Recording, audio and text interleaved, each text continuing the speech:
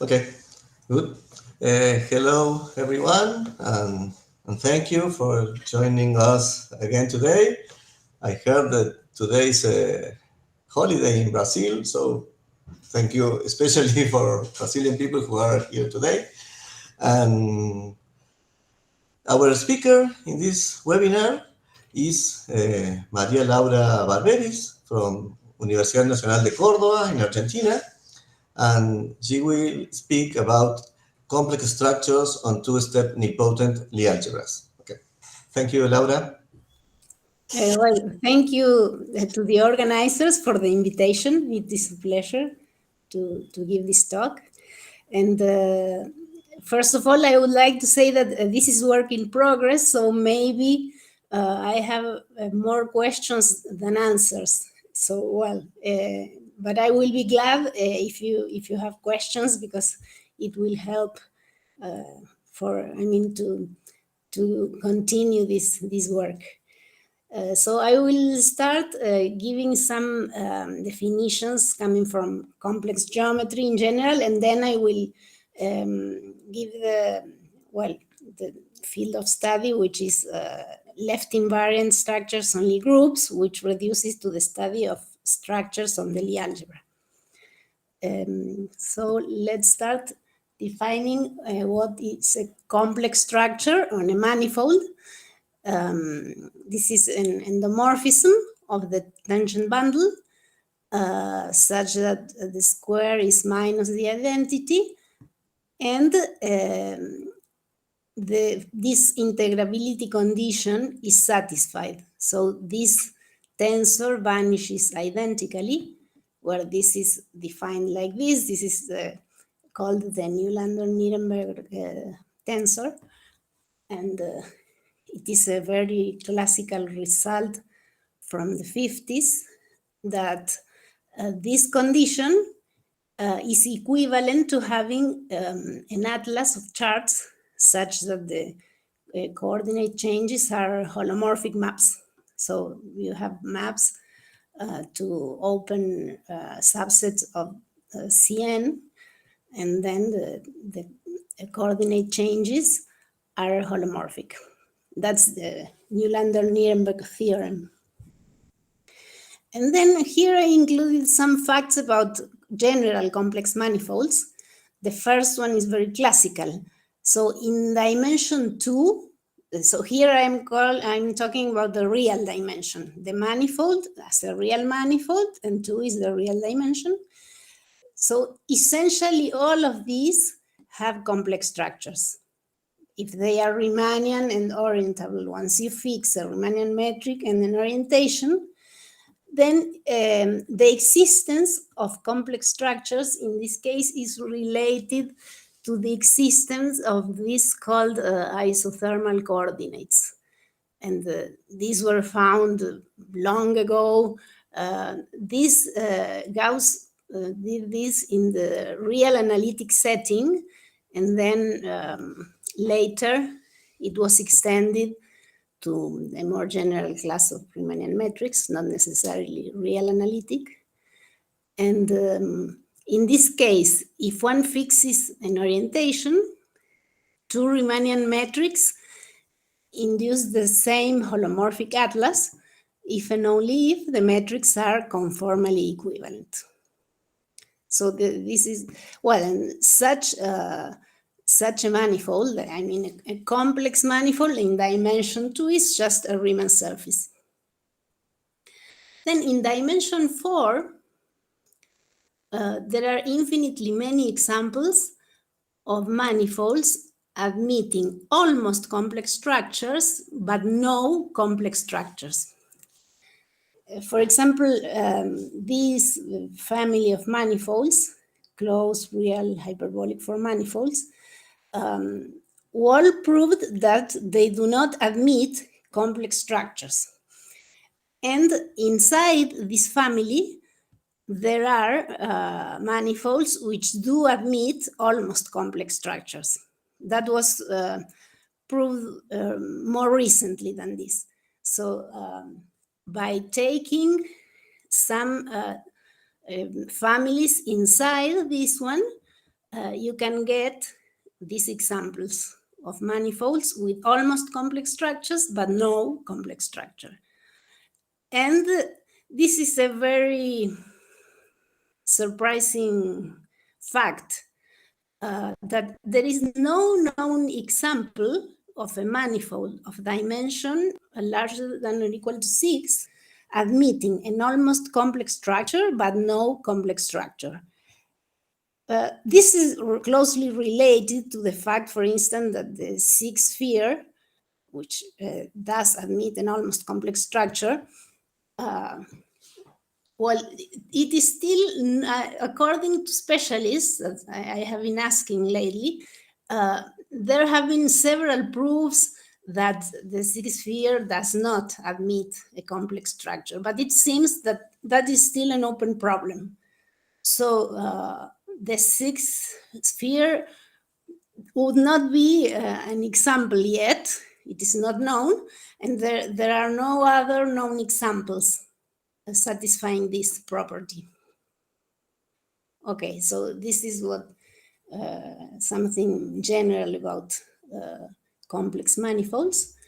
And another class of structures is that of Hermitian structures. So when you take a Riemannian metric with a complex structure, so that this is a pair of complex structure with Riemannian metric with this compatibility between them, then this is called a Hermitian structure. And in this case, there exists a unique affine connection such that the complex structure and the metric are parallel, and this 3 tensor, which is defined using here the torsion, is a 3 form. So it is totally skew-symmetric in X, Y, and Z. And this connection, which is much studied in Hermitian geometry,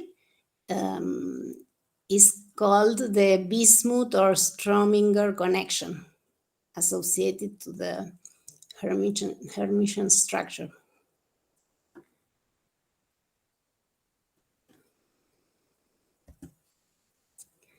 Well, I included here an expression for the bismuth connection. So here on the right side, you have the Levi-Civita connection, and C, which is the 3 form defined. This is called the torsion 3 form of the connection nabla-B. And if one considers, as usual, the Keller form of the Hermitian structure, then the 3 form can be computed in this way.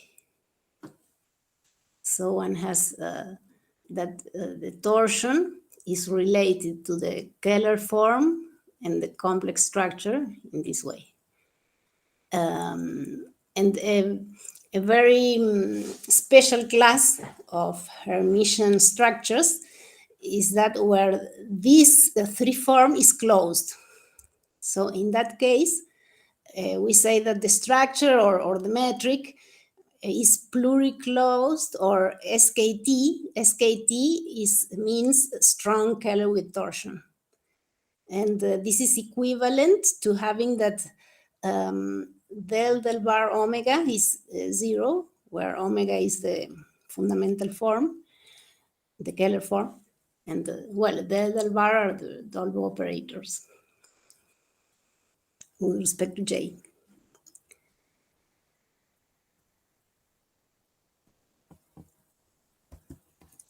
Well, and I included the definition of the hypercomplex case because I have an application in this setting. So it's like having a hypercomplex structure is like you have a triple of complex structures that satisfy the relations of the unit of the basis of quaternions. So they anti-commute, and the product of any one is the third one. And so in the complex case, one has that the manifold has dimension even, and in this case, the manifold has dimension divisible by 4, because each tangent space is a modulo over the quaternions. And in this case, it's like you have a two-sphere of complex structures, because for every point in the sphere, you take this combination, and this again satisfies that the square is minus the identity, and the integrability condition is also satisfied. So for each point in the sphere, this is again a complex structure. And hyper-Hermitian means that you have one metric which is Hermitian with respect to each of the complex structures. So that is what hyper-Hermitian means. And there are two very special classes of hyper-Hermitian structures, which are hyperkähler and hyperkähler with torsion, or HKT. So hyperkähler means that each of these Hermitian structures is Kähler. And in this case, the holonomy of in this case, the bismuth connection is the same as the Levi-Civita connection, and its holonomy is contained in this group, and therefore the metric is Ricci flat. So this fact implies that the metric is Ricci flat. So in particular, these are Einstein metrics. And it's like less restrictive condition is this of hyperkähler with torsion.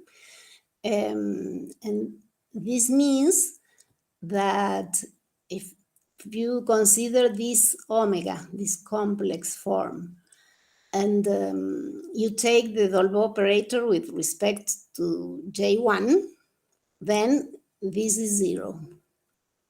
And for dimensional reasons, this always holds when the dimension of the manifold is 4.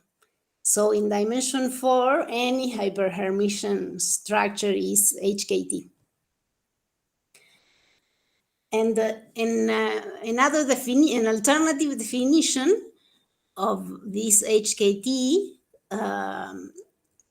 is given by this theorem. So when you have a hyper-Hermitian structure, this condition is equivalent to having that the 3 bismuth connections are the same, because every you fix alpha and you have a bismuth connection for each of these Hermitian structures, but they may not be the same. So when they are the same, that is equivalent to this condition.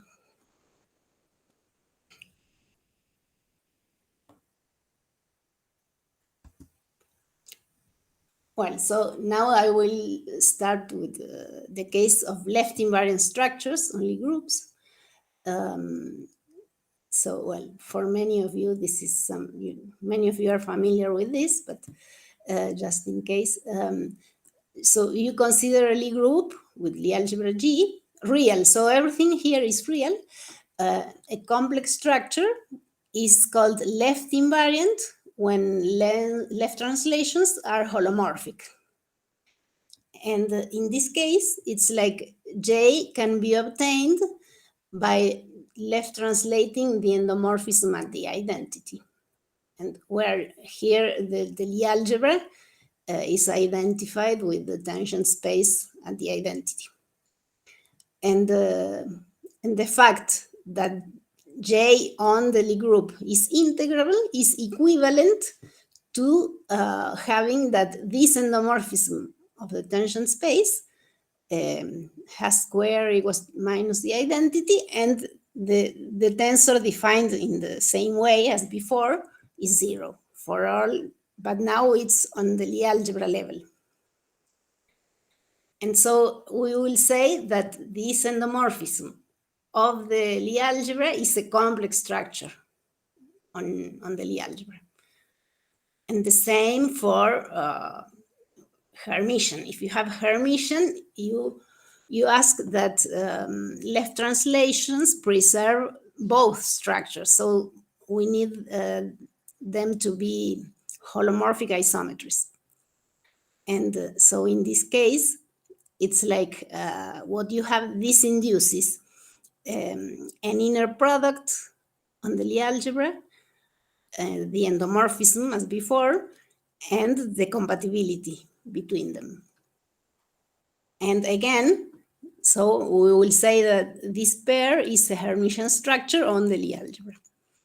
Well, and in the same way, we can define left invariant, hyperkähler, hyper-Hermitian, and all kinds of structures. So we can work at the Lie algebra level in all cases. So that's what I will be meaning in the future when I work at the Lie algebra level. It's like I am working on this side, like this, and this.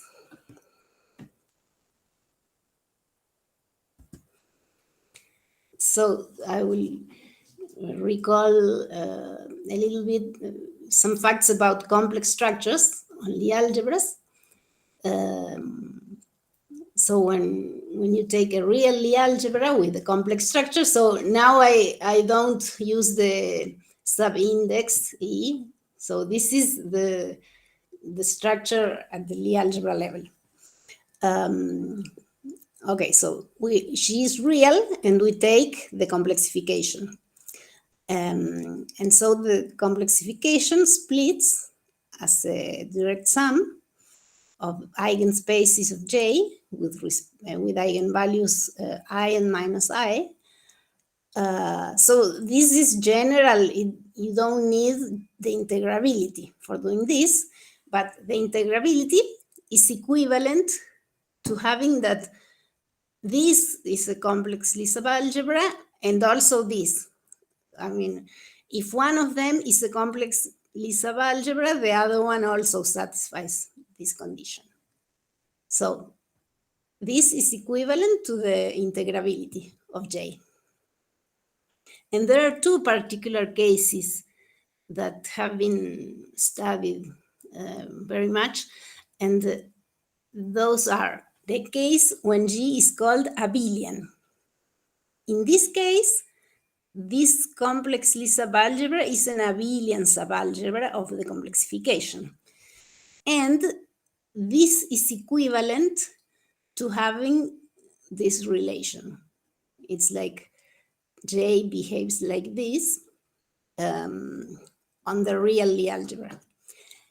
And the other case is called bi-invariant, and it is one, this is not only a subalgebra, but it is also an ideal. And of course, if this holds, the other one, G01, is also an ideal. So it's like you only ask for one of them to be an ideal, because the other one is an ideal automatically. And this condition is equivalent to this relationship at the level of the real Lie algebra.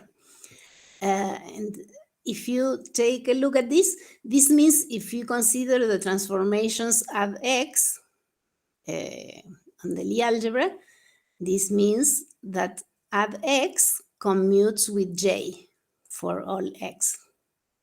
So it's like add X are complex linear maps with respect to the complex structure defined by J.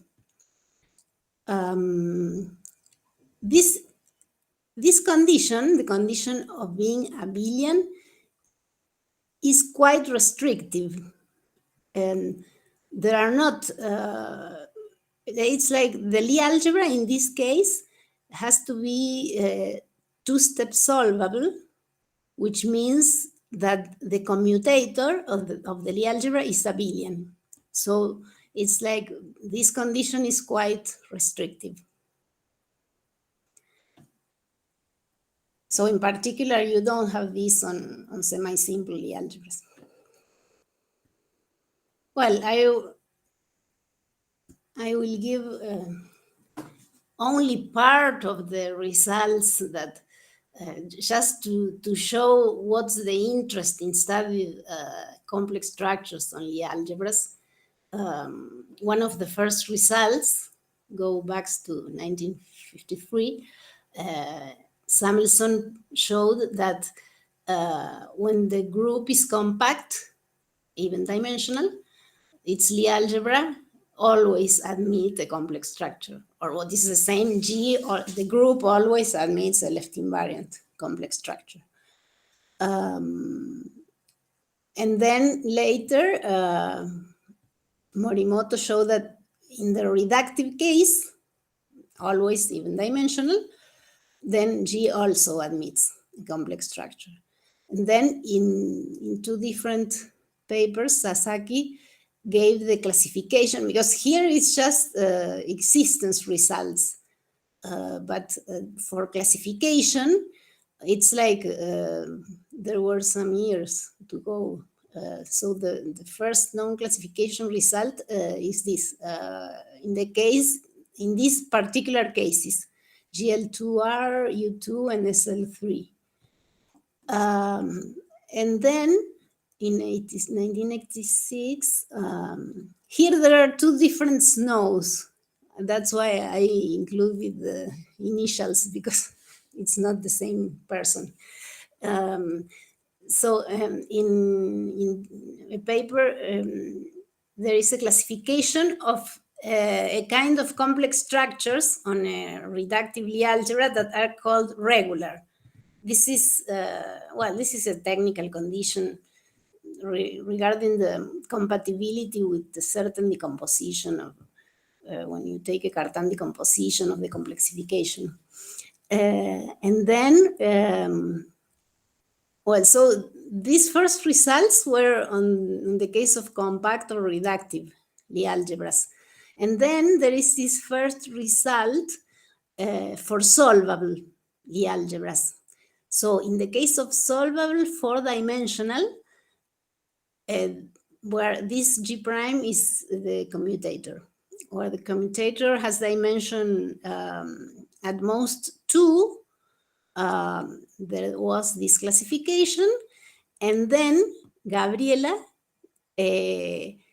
completed the classification in the solvable case, where the commutator has dimension 3. Of course, I will omit many results. It's just to give you an idea about what is known for different Lie algebras. There's this paper there's a paper in the transactions of the AMS by Cordero-Fernández-Gray-Ugarte, where they introduced this concept of nilpotent complex structures that I will be talking about later. And then Simon Salomon classified the nilpotent 6-dimensional Lie algebras admitting complex structures. He did not classify the complex structures, but he estimated the dimension of the moduli spaces. And then in some later works, the classification was completed for dimension 6. Then with Isabel Dotti, we have some results on complex structures on certain semi-direct products of Lie algebras. Ugarte considered Hermitian structure in the 6-dimensional case. With Adrián and Isabel, we classified the abelian complex structures on dimensions 6-dimensional Lie algebras. And then Gabriela with Rudvik, Campoamor. They also studied complex structures on tangent and cotangent 6-dimensional algebras. So here it was like many years after Salomon's paper. In this paper, they classified the invariant complex structures on 6 nilmanifolds. And then more recently, so here there are some years, but there was given a classification in dimension 6 for the case of a class of Lie algebras, which are called almost abelian. And then I wanted to include some more recent references to show that, I mean, this is a very active field, like the study of complex structures on different classes of Lie algebras. So this is still in the nilpotent case. And La Torre, Ugarte, Villacampa classified in dimension 8, so the complex structure, on a nilpotent 8-dimensional Lie algebra where the dimension of the center is equal to 1. And then this preprint is very recent about the classification of certain class of 6-dimensional almost nilpotent Lie algebras. So it's like there is interest in this field. And of course, I omitted many authors. I included a list here, but of course, I apologize if I didn't include someone in the list. So I will start recalling very briefly the concept of nilpotent Lie algebra. So now I have changed the letter from G to N to emphasize that the Lie algebra is nilpotent. So when you take, in fact, these objects, these series here, are defined for an arbitrary Lie algebra, of course.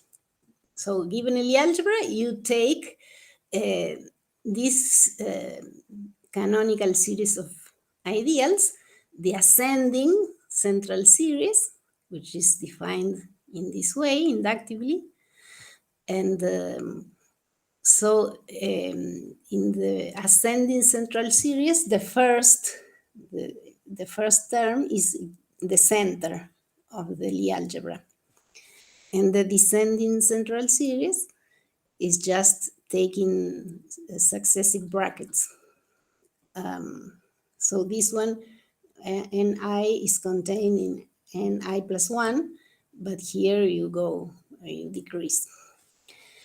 And for k larger than 1, if k is an integer strictly larger than 1, we say that n is k-step nilpotent if the first series arrives at n and the previous is different from n. And this is equivalent, so you can define nilpotency in terms of any of these series. So this is equivalent to the fact that this is 0 and the previous one is different from 0. So I want to emphasize that when I talk about k-step nilpotent, for me it's not abelian, because I am taking k larger than 1.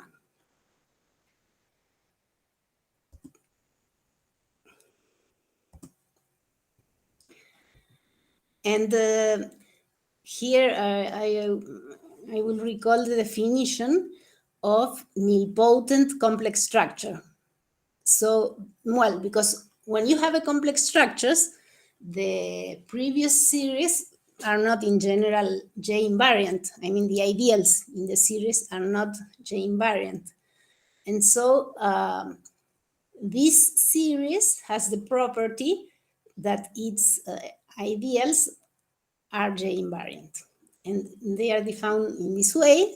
So you take the first, the 0, 1 is equal to 0, and then you define inductively the next in terms of the previous in this way. So this is J invariant by the very definition. And again, I want to point out this, that the first, when you take I equal to 1, this is exactly the intersection of the center with J of the center. Well, and it turns out that these are ideals. And Cordero-Fernández-Gray-Ugarte defined the concept of nilpotent J. So the complex structure is said nilpotent if this arrives at n for some positive t. And well, in the same way as we define the step of nilpotency of a Lie algebra, the step of nilpotency of the complex structure is defined as the first integer such that this happens. So when this is equal to n, and the previous one is different from n. So in this case, we say that J is nilpotent of step S. And I write it like this. I don't use the term two-step nilpotent so as not to confuse with the term two-step nilpotent S-step nilpotent Lie algebra. So for complex structure, I say J is nilpotent of step S. And the step of nilpotency of the complex structure satisfies this. So is lies between the step of nilpotency of n and the complex dimension of n, because here the n is the complex dimension of the Lie algebra. So in the previous list of references, I included, there was one point about maximal nilpotent complex structure. So it refers to the case when this S is equal to n. That means maximal nilpotent Lie algebra, complex structure. Well, and so one remark is that not every complex structure on a nilpotent Lie algebra is nilpotent. In fact, in case the dimension of the center is equal to 1, then J is not nilpotent, because since this forces any J invariant subspace of the center to be 0, because of this has even dimension, and so even dimension less than or equal to 1 has to be 0.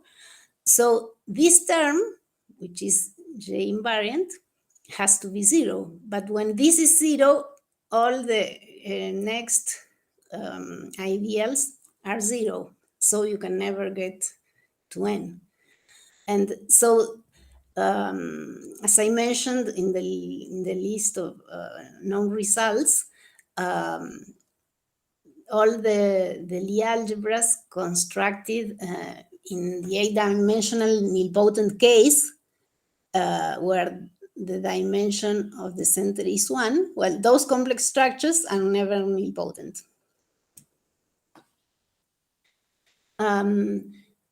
There is, I have decided to include this descending series, which is not equal to the previous one.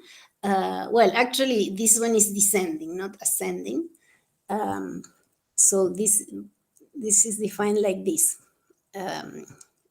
P0 is n, and then Pi is the previous bracket n plus j of the previous bracket n.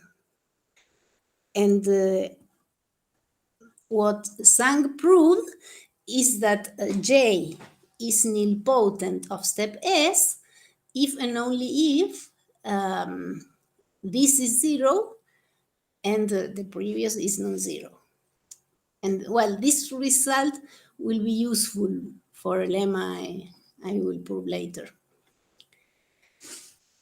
Okay, so, well, this is something related to stratification of Lie algebras. So a stratification of a Lie algebra is a decomposition where these Vi are subspaces. And the first one, V1, satisfies that bracketed with the others is the next. So when you reach to the last one, Vk, you get 0. So, well, so every time n has a decomposition like this, you obtain a stratified Lie algebra. And the simply connected Lie groups having stratified Lie algebra are known as Carnot groups. And they are very important in geometry. I mean, Pansu was the first to define, I mean, to use this terminology. And well, they have been used in many problems in geometry. And so a very, not every nilpotent Lie algebra is stratified, but in the two-step nilpotent case, you always have a stratification. So by taking, the only way to get a stratification in this way is taking V2 equal to the commutator. And V1 can be any complementary subspace. And then, well, you can check that the conditions, the definition are satisfied. So every two-step nilpotent Lie algebra is stratified. Laura? Yes? One question? Yes. Yes. There is nothing about the brackets between other subspaces in the stratification? No, this is the only condition. Okay. Only with V1. Okay. But you can there is, I mean, you can prove that Vi, Vj is the bracket between Vi and Vj is contained in Vi plus j. Okay. Okay. That, I mean, with these conditions, you can prove that. Like it's graded. Okay. It's a graded Lie algebra. Right. Thank you.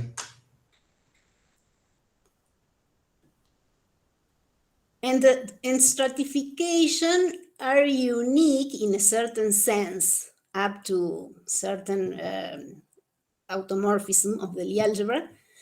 So in particular, the length here, you have the length is unique. If you have two stratifications of the same Lie algebra, then the k has to be equal to k tilde, and well, and you must have an automorphism sending, preserving the stratification. But what is interesting in the two-step nilpotent case is that the second space of the stratification is fixed. It has to be the commutator.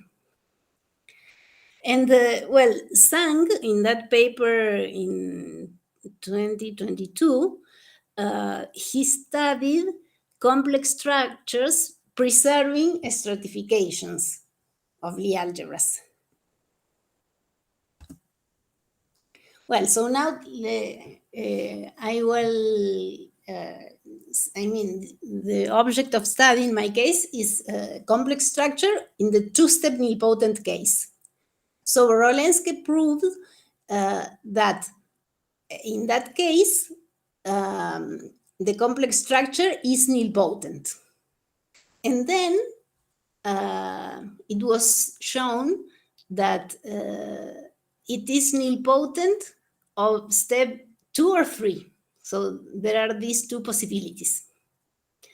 And this is a useful lemma that I needed so to, I mean, criteria to say when the complex structure is nilpotent of step 2. So that is equivalent, well, this is the definition with the series of ideals given by Cordero-Fernández-Gray-Ugarte. And well, that is equivalent to this condition, that J sends the commutator inside the center. And that is equivalent to the existence of a J-invariant subspace between the commutator and the center. And this last condition is the one that I am going to use to make the analysis of the nilpotent structures of step 2. Well, so another important lemma is that when you have, this is for arbitrary, not necessary nilpotent of step 2 or 3. So you take any complex structure on a two-step nilpotent. Then if you take a subspace between the center and the commutator, then this is always an abelian ideal of the Lie algebra. And so it is important to understand the structure of the abelian ideals in a two-step nilpotent Lie algebra. Okay, so this is something aiming at showing what is that structure. So we take A non-zero abelian ideal, then you always have that it intersects the center. And there are two possibilities. Either this gives you all of A, so in this case, you have that the ideal is contained in the center, or you can write the ideal in this way, where this is an abelian subalgebra of N. And then you can write N in this way. For some, this subspace is like you have freedom to choose this subspace.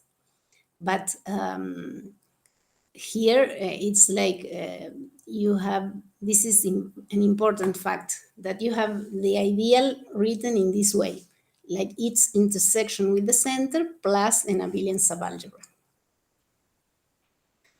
And as a consequence of this lemma, if we apply this lemma to the abelian ideal J of the center, then we obtain that that this is always non-zero. So by combining these two lemmas, we get a very simple proof that this is non-zero. This fact had already been observed in this work of Latorre, Ugarte, Villacampa, but it's like it was a corollary of a very like strong result. So it's like in this way we can get a simple proof of this. Well, in particular, this says that the dimension of the center has to be larger than or equal to 2 for a two-step nilpotent Lie algebra with a complex structure. So I will give the idea about how to describe the nilpotent structures of step 2. So, as I said, when we have this, you have a J-invariant subspace contained between, which is between the commutator and the center, and we fix an arbitrary Hermitian inner product. So this will be auxiliary. It's like the condition I will find will depend on the inner product, but it's like for any inner product, the conclusion will hold. Well, so we decompose the N orthogonally. So recall here that this is not the center. This is what is important is that this contains the commutator. well, and the complement, since this is J invariant and this is orthogonal, V is J invariant. And as usual, the Lie bracket can be defined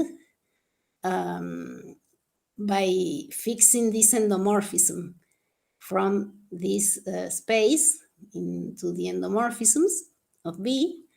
And these maps are defined in this way, and they are skew-symmetric.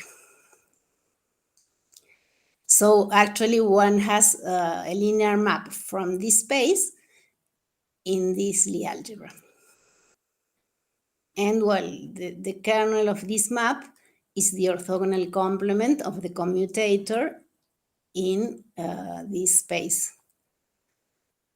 Well, so these are just a few observations.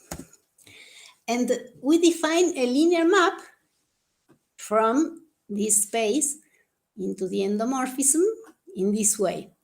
So this S is the difference between the map little j. This little j, remember, is the map that encodes the bracket. So you take little j applied to j0 of zeta here, and g0 is the restriction of j to z0. Well, minus the composition of this j restricted to v with jz. And so the theorem is that the integrability of j is equivalent to the fact that these endomorphisms S of z commute with restriction of j to v. Or what is the same, the image of that map lies here. So here GLNC is defined, is GL of the vector space V with the complex structure J restricted to V. This is the sense of this Lie algebra. And actually, this condition,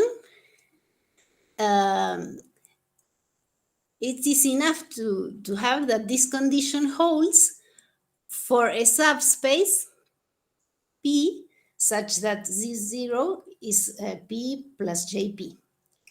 So having that S commutes with J for all Z in Z0 is equivalent to having that that holds for every Z in this subspace P. Okay. So well, this is just a technical condition that n has no abelian factor, so that we can have this, because otherwise it's like you can throw the abelian J invariant factor. It doesn't affect anything. So we can assume this, that this Z0 is in the commutator plus J of the commutator. And so we decomposed the commutator in this way, but here we have to observe that one of these could be 0, because if this is J invariant, then this will be 0. But also it could happen that this is 0. So you have to take that into account. Well, but in any case, you can decompose, assuming that this is not 0, you decompose in this way for any subspace. It doesn't matter which subspace you choose. And this is the important, I mean, the description of the complex structures of step 2 is given in these relations. Because what you have is that these maps belong to UN for C in this subspace. Well, this is 0 in this space because of the condition I mentioned that the orthogonal of this is contained in the kernel of the map J, little j. And this is the important fact. It's like when you take J of an element Jz with Z in B, then it has this expression. It's like where this is the skew symmetric part of the map S of Z, and this is the anti-holomorphic part of this map. So this anti-commutes with J, while this commutes with J.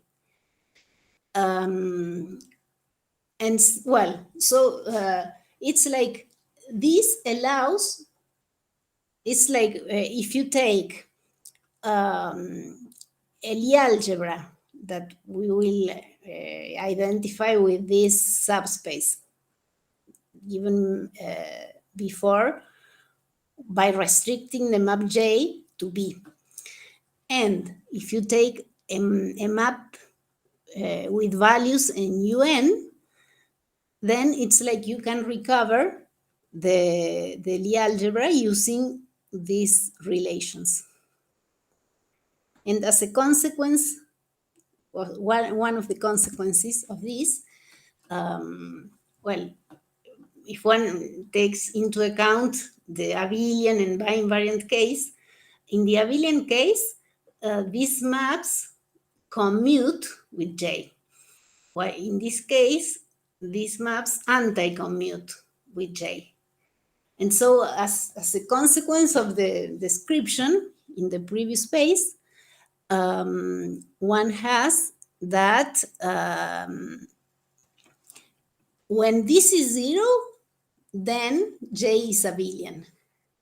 And when this is strictly contained in the commutator, then J cannot be bi-invariant. Because when this happens, then you always have maps little j of Z, which commute with J. So that can never be bi-invariant.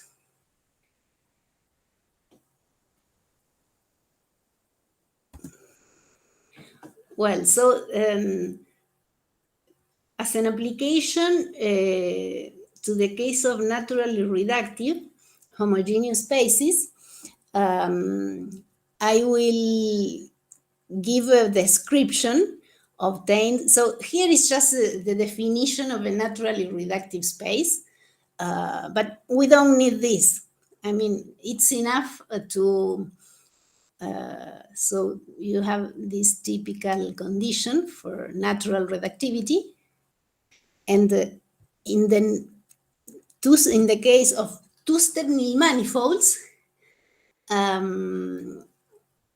the naturally reductive spaces are constructed like this, from a compact Lie algebra with an ad-invariant inner product and a real representation of G, and the nilpotent Lie algebra is defined to be the compact Lie algebra plus the space of the representation.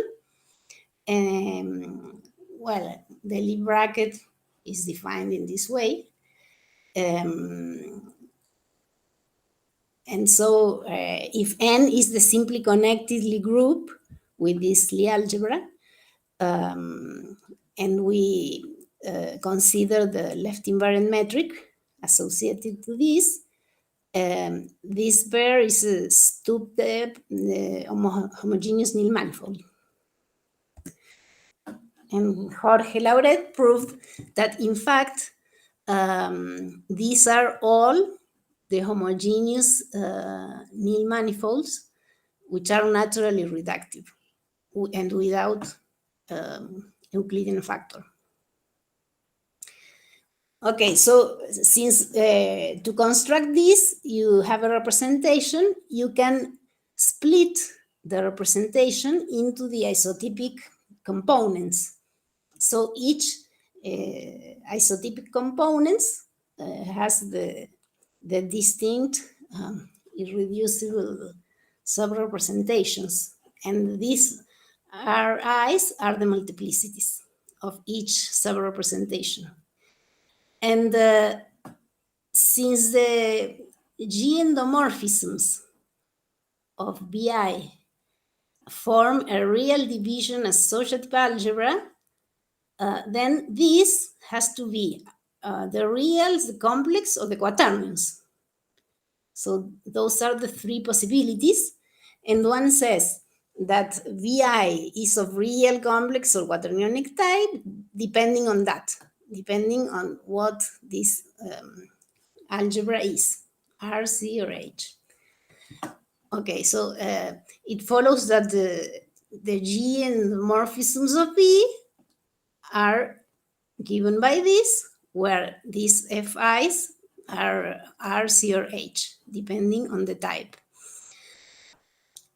So I think I will stop after this because I'm running short. And so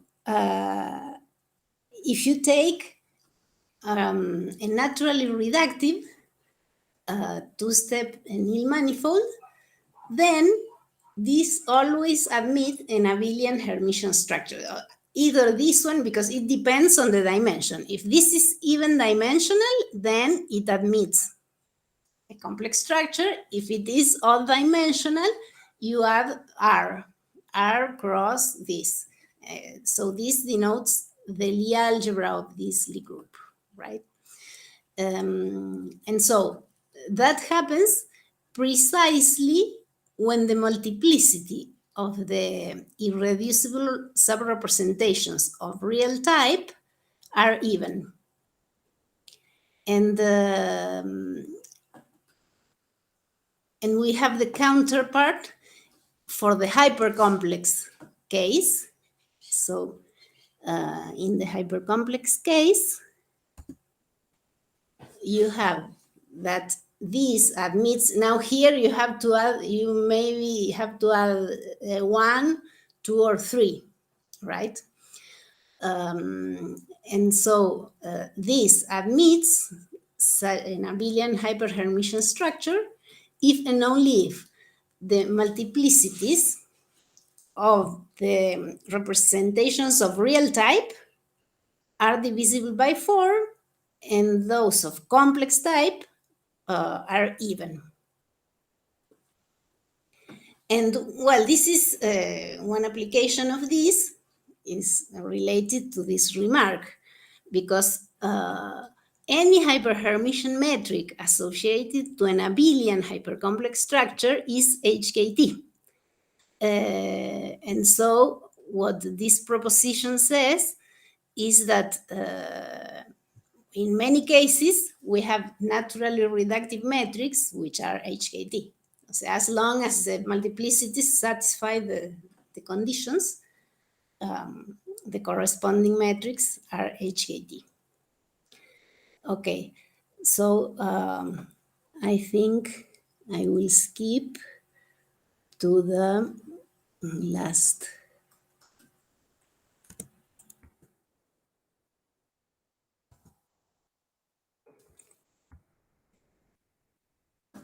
Thank you very much. Okay, thank you, Laura.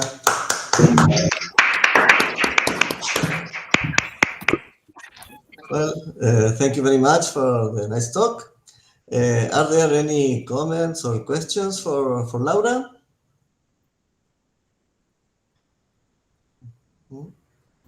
I have a question, Laura. Yes.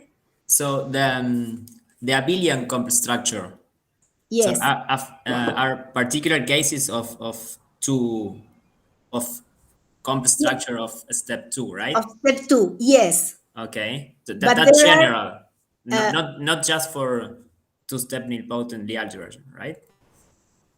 Or it's just for this case? Okay. It's for the case of, in the general case, every time you have, this is something general. Okay. When a complex structure preserves the center, then it is nilpotent of step 2. I see. Okay. Okay, thanks. Any other question for Laura? Okay, maybe I have another one. Yeah. So you say the relation between the step of nilpotence of the Lie algebra and the step of nilpotence of the complex structure, right? So Yes. S has to be between K and N, right? Yes. And for two-step, J has to be 2 or 3 step. Yes. So is there also some general relation for K step of nilpotence? There was a conjecture that was disproved by this very recently. Let's see. I will.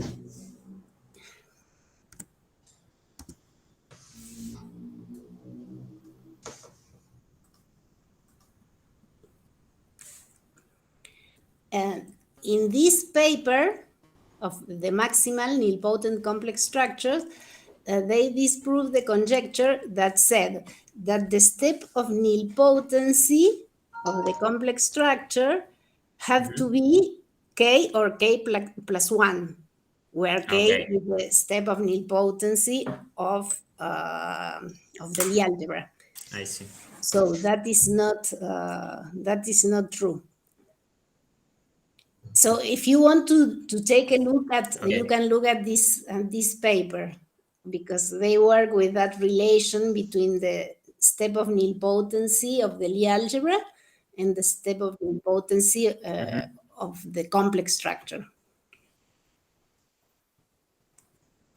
Okay, thank you. Okay, are there any other questions? Hi, can I ask? Hi. Yes, Hi, Laura. How are you? I wanted to ask you about the construction. When you put that you can recover the Lie algebra with this map with B to SOV. Yes. I got lost at some point. This, for instance, the construction, you do it for J of step 2, or is it general? It's for, no, this one is for J of step 2, but then the general one, I didn't, it's in the last slide that I didn't show. Yes. Okay. I know, okay, but this part, I mean, the above relations allowed to recover the Lie algebra from these two ingredients. This gives you a J of step 2. Yes, exactly. And every J of step 2 can be obtained in this way. And you have those slides, you said you have a similar description for step 3? No, for step 3, I don't know, maybe there are other ingredients. You can reduce step 3 to step 2 with some other maps that I will put just, let's see.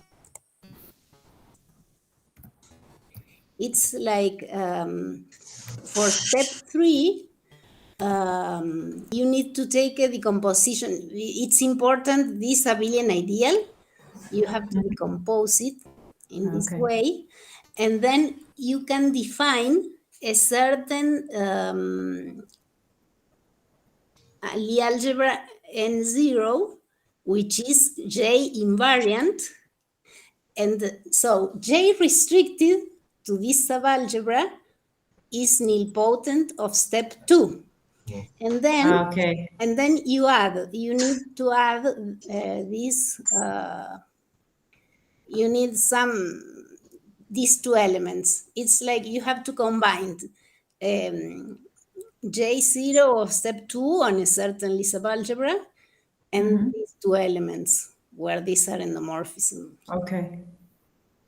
And you said that if in the other case, let's say, because you explained it, but you choose an Hermitian metric just for you to help to give the construction. But do you know, for instance, which kind of Hermitian metrics you have in this Gray-Ugarte type, for instance, for J of step 2 or J of step 3? Do you have any idea? No, really not, because it's like the construction that I showed before for step 2 is independent of the Hermitian metric. So yeah, I don't know what. But if you choose, for instance, in the J of step 2, if you choose S, the map S, or this psi of some kind, can you produce a certain type of Hermitian? I don't know if you looked. You mean like that. some kind of a Hermitian metric of a special type? Yes, in this W1, W2, W3. Yes. I have not looked at that, but I think, yeah, it could be good. Yes. Yeah, it's. Yeah, it would be interesting.